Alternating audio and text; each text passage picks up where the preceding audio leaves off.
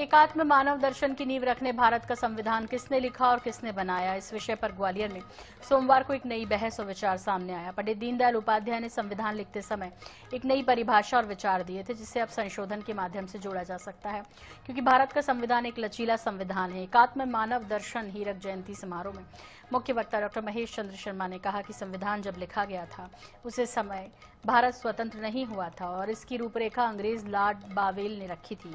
इस काम को डॉक्टर भीमराव अंबेडकर, BN राव सहित संविधान निर्मात्री समिति ने आगे बढ़ाया। कार्यक्रम में मुख्य अतिथि CM डॉक्टर मोहन यादव ने कहा कि जिस एकात्म मानव दर्शन के प्रेरक सिद्धांत को भाजपा ने अपने पथ प्रदर्शक के रूप में अपनाया है, उसका बीजारोपण पंडित दीनदयाल उपाध्याय जी ने ग्वालियर में किया था। विधानसभा अध्यक्ष नरेंद्र सिंह तोमर ने कहा कि एकात्म मानव दर्शन व्यक्ति, समाज और प्रकृति के बीच सद्भाव और एकता पर जोर देता है।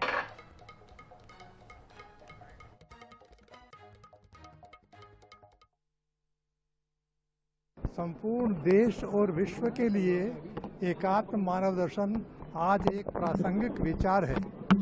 इस विचार की उद्भूति ग्वालियर में हुई, इसलिए ग्वालियर के सभी लोग विशेष तौर से एक प्रकार के गौरव के एहसास करने की योग्यता रखते हैं और मैं समझता हूं कि संपूर्ण विश्व अपनी एकात्मता को समझेगा। पंडित दीनदयाल उपाध्याय जी का अद्भुत कार्यक्रम हुआ है।